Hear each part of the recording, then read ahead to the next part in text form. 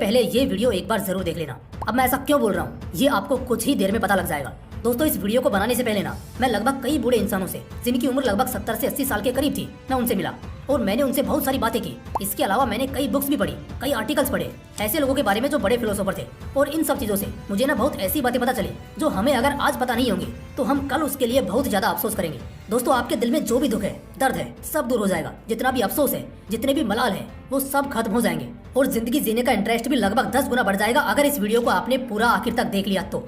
जैसा कि मैंने इस वीडियो का टाइटल रखा था कि इस वीडियो को मरने से पहले जरूर देख लेना। और सच कह रहा हूँ, तुम्हारे अंदर जो वह मरी हुई चाहत है ना, जो आज हर दिन तुम्हारा जीना मुश्किल कर रही है, वो बहुत ज्यादा आसान होने वाली है। आज इस वीडियो में कहे गए 10 पॉइंट्स तुम्हें लाइफ में बहुत ज्यादा हेल्प करने वाले हैं और अभी के लिए तुम बहुत हल्के होने वाले हो। तो चलो शुरू करते हैं। Point number 1, life is easy, we make it complicated. मैंने कई लोगों से बातें की जिनकी उम्र बहुत ज्यादा है और इनमें ना मुझे एक बात पता चली जो मैं अपनी जिंदगी में भी फील करता हूँ, और वो है कि हम ना चीजों को खुद ही कॉम्प्लिकेटेड बना देते हैं। एक इंसान अच्छे परिवार से था, उसके पास सब कुछ था, खूब पैसा, काफी जमीनें थी, अच्छी नौकरी थी, अच्छा परिवार था, बावजूद इसके उसको सट्टे की आदत लगी। उसने सट्टा चुना, बहुत सारे पैसे गंवा दिए और वह कंगाल हो गया। क्या अगर अब वह जिंदगी का रोना रोएगा तो क्या इसमें उसकी किस्मत की गलती है? क्या उसकी जिंदगी की गलती है? नहीं, बल्कि इसमें उसकी खुद की भी गलती है। जिंदगी तो उसे आसान मिली थी, लेकिन उसने खुद ही अपने कर्मों से उस आसान जिंदगी को बहुत ज्यादा कॉम्प्लिकेटेड कर लिया। एक इंसान गुस्से में किसी को मार देता है और 20 साल के लिए जेल चला जाता है, लेकिन क्या इसमें उसकी जिंदगी की गलती है या उसकी किस्मत की गलती है? नहीं, बल्कि उसमें उस इंसान की खुद की गलती है। वह अपनी गलती की वजह से अपने 20 साल गंवा बैठा। इसलिए किसी भी और चीज को ब्लेम करना छोड़ दो, आप खुद अपनी जिंदगी को टफ करते हो, यही सच्चाई है। Point number 2, 4 minute movement ends. 4 पल का ये सफर है और 4 पल की जवानी है, 4 पल का बुढ़ापा है और 4 पल की ही जिंदगी है। जितनी भी बड़ी हस्ती हो, हर हस्ती, बड़ी से बड़ी हस्ती, बड़े से बड़ा काफिला सिर्फ 4 मिनट का होता है, 4 पल का होता है। फर्क इससे नहीं पड़ता कि तुमने कितनी बड़ी जिंदगी जी है, फर्क इससे पड़ता है कि तुम उस समय को, उस पल को कितने हसीन तरीके से जीते हो। और यही जिंदगी का सत्य है। तुम्हें शायद एक पल के बाद कोई याद नहीं रखेगा, तो फिर क्यों हमेशा किसी और को इम्प्रेस करने के लिए जिंदगी जीने लगते हो? दिखावे की जिंदगी जीते हो, एक ऐसी जिंदगी जिसमें हम खुद को नुकसान पहुंचाते हैं। हर बड़ी से बड़ी खुशी या बड़े से बड़ा गम 4 पल के बाद खत्म हो जाता है। तुम्हारी अगर बेइज्जती भी हुई है, वो भी कुछ दिनों के बाद जमाना भूल जाएगा। अगर तुमने कोई बहुत बड़ा अचीवमेंट भी किया है, वो भी कुछ दिनों के बाद जमाना भूल जाएगा। तो इस चक्कर में, इस सुलझन में कभी भी जिंदगी को जीना मत छोड़ो, जिंदगी से इंटरेस्ट खत्म मत करो और अपने आप की जो संतुष्टि है ना, उसे मत बढ़ाओ, उसे मत उलझाओ। Point number 3, boring is the interesting one. मैं अगर तुमसे पूछूं कि किन चीजों को करने में तुम्हें बहुत ज्यादा बोर फील होता है, तो शायद तुम्हारा जवाब होगा पढ़ना लिखना, अकेले रहना, या बहुत सारी चीजें जिन्हें करने में हमेशा लगता है कि बहुत ज्यादा बोर फील हो रहा है। लेकिन जिंदगी का मजा तभी है जब तुम्हें ये समझ आएगा कि जो चीज एक्शन में बोरिंग होती है ना, वही सबसे इंटरेस्टिंग होती है। कोई किताब है जो बहुत ही कॉम्प्लिकेटेड है, हमें तब तक पसंद नहीं आएगी जब तक हम उसे पढ़ना नहीं सीखेंगे। जो चीजें हमें समझ नहीं आती है, हमें वो बोरिंग लगती है, जबकि असलियत ये है कि वही चीज सबसे ज्यादा इंटरेस्टिंग होती है। बस हमारे समझने की देरी होती है। तो चीजों को समझना शुरू करो। अकेले रहना अगर बोरिंग है तो अकेले रहकर देखो, कुछ समय रहकर देखो, तुम बहुत सारी उलझनों से बच जाओगे और तुम्हें यही दुनिया का सबसे इंटरेस्टिंग मोमेंट लगेगा। Point number 4, being happy is very simple. लोग कहते हैं पैसा आने के बाद हम खुश होना सीख जाएंगे, या फिर सक्सेसफुल होने के बाद हम खुश होना सीख जाएंगे, हमारे मकसद को हासिल करने के बाद हम खुश होना सीख जाएंगे। लेकिन असलियत तो यह है कि अगर आप खुश होना सीखना चाहते हो ना, तो गरीबी में, बहुत तकलीफ में, बहुत उलझन में खुश होना सीखो। क्योंकि खुश होना आप तब कभी नहीं सीखोगे अगर आपके पास पैसा आ गया। क्योंकि अगर कुछ भी आ गया ना, लेकिन जैसे ही उसमें थोड़ी दिक्कत हुई, आप फिर से उदास हो जाओगे। खुश रहना इंसान की मानसिकता पर डिपेंड करता है। खुश रहना एक प्रैक्टिस है और ये कभी भी पैसे से या किसी और चीज से नहीं होगी।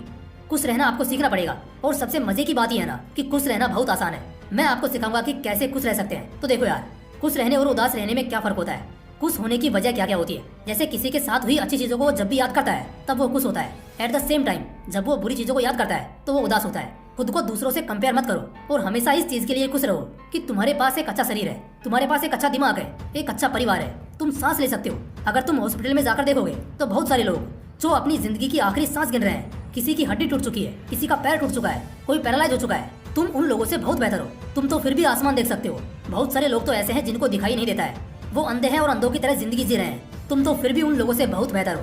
Point number 5, wars and jealousy are useless at the end. जिंदगी में एक ऐसा समय आता है जब हम बहुत कुछ हारा हुआ फील करते हैं, क्योंकि हमारे पास वक्त नहीं होता, हमारे पास शरीर में ताकत नहीं होती है, और उस समय हमें ऐसा लगता है कि हमने सब कुछ खो दिया। उसकी वजह जानते हो क्या है? इसकी वजह है जवानी, बचपन का समय, जब हमने दूसरों से जलन रखी थी, वो लौट कर आती है। दोस्तों कहानी के आखिर में ना सब कुछ ठीक होता है और उस समय हमें ऐसा लगता है कि हमने अपनी पूरी जवानी, अपनी बहुत सारी ताकत, बहुत ही बेवजह के फालतू के लफड़ों में और झगड़ों में गंवाया है। और एक और चीज यहाँ पर निकल कर आती है कि हमने उस पूरी लड़ाई में, उस पूरे जलन में कभी कुछ पाया नहीं है, सिर्फ खोया है अपने परिवार को, बहुत अच्छे रिश्तों को, बहुत सारा पैसा गंवाया, अपनी जवानी, अपनी जिंदगी। इन सब चीजों का ऐसा समय जिंदगी के आखिर में आता है और उस समय ये एहसास करना बहुत दर्दनाक होता है। इसलिए युवाओं को कहना चाहता हूँ कि आप किसी से भी जलन की भावना ना रखें। जैसा कि अभी कहा था, 4 पल के मेहमान है सारे, तो हंसकर खुशी से हंसते खेलते हुए जिंदगी जिए और दूसरों को भी जीने दें। Point number 6, earn respect more than money. यह बात बिल्कुल सही है, पैसा जरूरी है, लेकिन अगर कुछ है जो पैसे से भी ज्यादा जरूरी है तो वो है आपकी इज्जत। इज्जत बहुत बड़ी चीज होती है। इज्जत कमाना हर किसी के बस की बात नहीं है। तुम अगर गौर से देखोगे तो पैसा अंबानी के पास भी है और पैसा रतन टाटा जी के पास भी, लेकिन इज्जत रतन टाटा जी की ज्यादा है। जबकि रतन टाटा जी की नेटवर्थ से ज्यादा नेटवर्थ मुकेश अंबानी की है, लेकिन फिर भी इज्जत के मामले में रतन टाटा जी सबसे ऊपर है। इज्जत कमाना पैसे कमाने से ज्यादा जरूरी होता है, क्योंकि कई बार तुम्हारा साथ शायद पैसा भी नहीं देगा। बिल्कुल सही बात है कि कई बार लोग कहते हैं कि पैसे से इज्जत मिल सकती है। देखो बात सही है, लेकिन वो एक झूठी इज्जत होती है, वह दिखावे वाली इज्जत होती है और हमें दिखावे वाली इज्जत नहीं चाहिए। हमें पैसा भी कमाना है, लेकिन उससे ज्यादा हमें इज्जत कमानी है जिंदगी में। Point number 7, learn to go with flow. जिंदगी में एक और चीज है कि बहुत ज्यादा हड़बड़ाहट या जल्दबाजी करने से आदमी का कोई फायदा नहीं होता है। एकदम शांत रहो, खामोश रहो, जैसे जिंदगी चल रही है बस उसके साथ चलो, कदम से कदम मिलाकर आगे बढ़ो।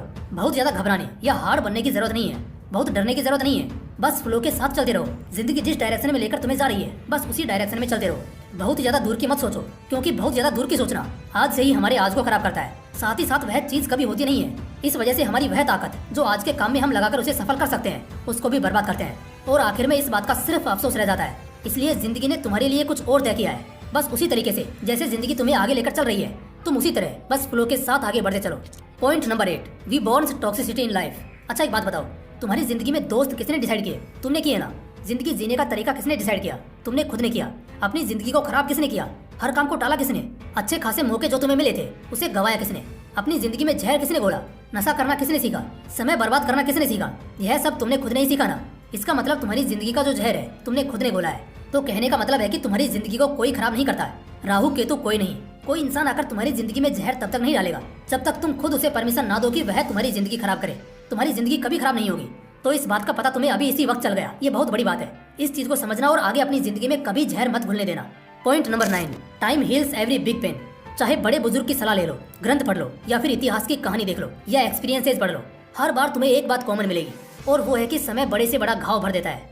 पहला विश्व युद्ध हुआ जहाँ बहुत सारे लोग मारे गए। दूसरा विश्व युद्ध हुआ जहाँ पर भी बहुत सारे लोग मारे गए। हिटलर ने कई करोड़ लोगों को मरवा दिया। इतिहास ने बहुत दर्दनाक पल देखे हैं, लेकिन एक समय के बाद उन पलों के बारे में कोई बात नहीं करता। एक समय के बाद वो घाव अपने आप भर जाते हैं। तो कहने का मतलब है कि अगर कोई ऐसी चीज है जिससे ऐसा लगता है कि तुम शायद कभी नहीं छूट पाओगे, जिसे भुलाना आसान नहीं है, तो एक बात याद रखना, बड़े से बड़ा जख्म ही क्यों ना हो, समय के साथ भर ही जाता है। Point number 10, Karma comes back. आज की दुनिया बहुत पापी हो गई है। अब इस बात को मानो चाहे ना मानो, लेकिन ये बात बिल्कुल सही है कि आज हर इंसान खोखला हो चुका है। आधे से ज्यादा लोग पापी हैं। सब एक दूसरे का गला काटने में, एक दूसरे को धोखा देने में, दूसरों के साथ गलत करने में कोई कंजूसी नहीं कर रहे हैं। तुम सबको एक बात बताना चाहूंगा कि अगर तुम कुछ भी गलत करोगे या तुम जो भी सही करोगे, तुम्हारा जो कर्म है, जो तुम करते हो या जो भी तुम अपनी जिंदगी में करोगे, वह घूम फिरकर तुम्हारे पास पक्का आएगा। कर्मा का एक नियम है कि वह कभी भी किसी के घर का पता नहीं बोलता। अगर तुम किसी का घर जलाओगे तो तुम्हारा भी घर जलेगा। अगर तुम किसी के साथ अच्छा करोगे तो तुम्हारे साथ भी अच्छा होगा, भले उस पल में ना हो, लेकिन अगले 1 साल में हो, 2 साल में हो। इतना याद रखना कि तुम्हारी जिंदगी में वो अच्छी चीजें जरूर होंगी। और मैं अपने पर्सनल एक्सपीरियंस से भी कह रहा हूँ, इसलिए हमेशा कोई भी काम करना तो यह जरूर सोचकर करना कि अगर यही कर्मा तुम पर लौट कर आया तो क्या तुम सह पाओगे। और यही जिंदगी की सबसे बड़ी सच्चाई है। इस सच्चाई को जिसने समझ लिया उसकी जिंदगी बहुत आसानी और सुकून में बीतेगी। बाकी अगर आपको ये वीडियो अच्छा लगा, इससे कुछ सीखने को मिला हो, तो एक कमेंट करके जरूर बताना। बाकी फिर मिलते हैं इसी तरह के एक और इंटरेस्टिंग